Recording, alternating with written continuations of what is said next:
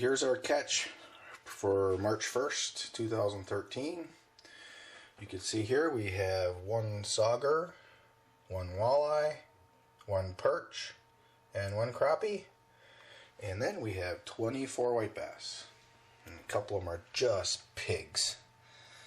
Look at that. Gonna make some nice fillets. So, fortunately, we caught all these fish, and I'm going to be happy to clean them all and make some nice fresh fish fillets. Alright.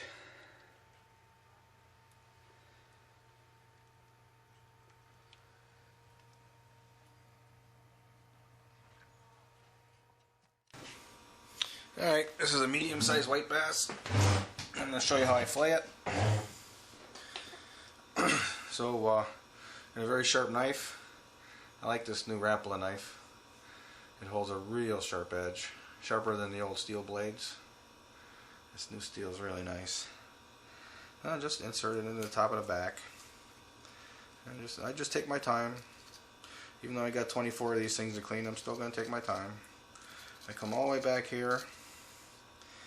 I get to a little bit past the anal, and I'll stick my knife into the back end, and I'll just push. You see how I'm pushing that knife down onto that backbone, and I'm just running that backbone all the way down until the end, and I stop right there.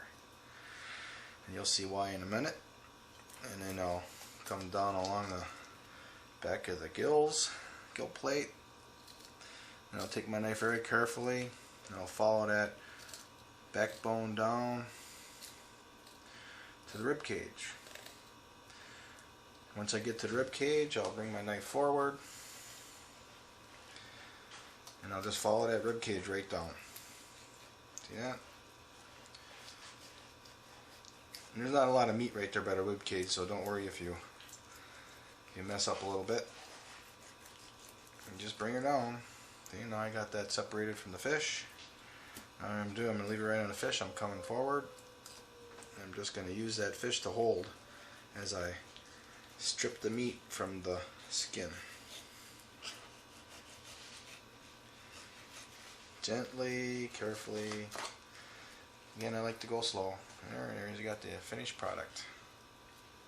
So the other side, just flip it around. I'll leave it laying.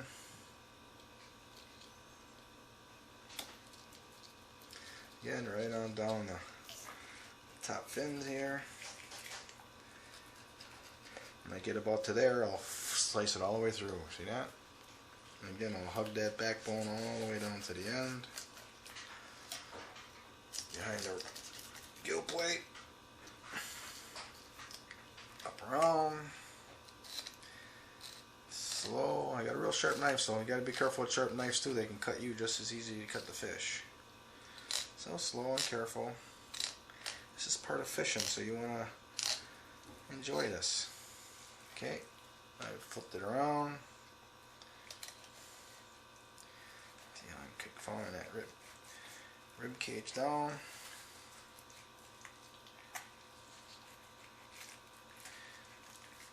Just like that. Okay, come right on down. Strip that flesh from the skin.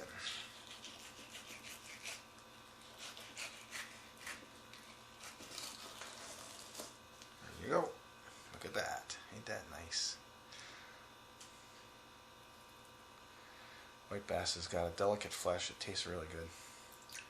And this is another very important part of the fish. I'm going to be putting it in a bag, and I'm going to be freezing it, and it's going to be fertilizer for my garden come spring.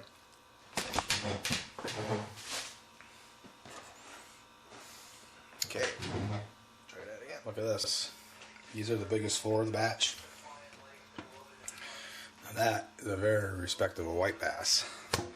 And this is a white bassosaurus. Look at that. That's a monster. And two pigs. Look at, holy cow. That's going to be lots of meat.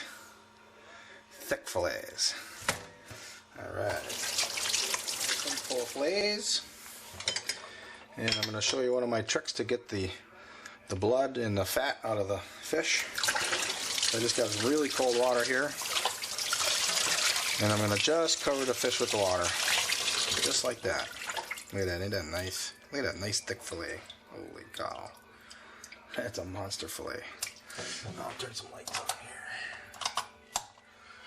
So now we have these covered. See if I find a walleye in here. Where's that walleye at? I saw him there. That right here. Look at that. Isn't that nice? Look at that. Beautiful. So anyways, we have some vinegar. And any vinegar will do. And of course this stuff you gotta shake up a little bit. And I'm just gonna do a few glugs, watch. Glug, glug, glug. That's it. Just a little bit of it in. If you put too much, it'll start to eat the flesh away.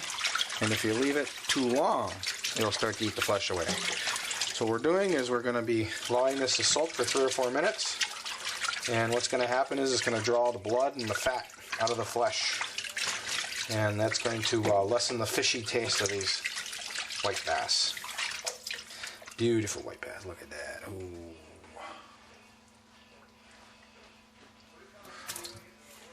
So we'll check back in 3 or 4 minutes. My big bag of nice garden fertilizer. Just gonna tie this up.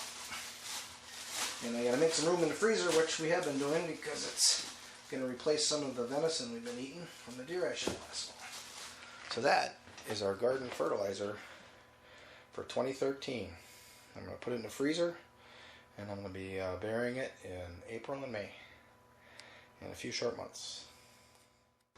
Okay, so we're finished. You can see all that blood is lifted out of there. Now we're going to drain it out. Look at the flesh now. See how it became pink? All the fat's out of it. And nice. Okay. This is our bowl of fillets that we're going to be marinating and having a fish fry tomorrow. Nice Sunday fish fry. In that bowl I have the walleye, the sauger, the perch, the crappie, and a bunch of white bass. And then we come over here and you can see we have 3 stuffed full packages of white bass fillets for future meals. These are going to be frozen. How about that, huh? Gotta like that.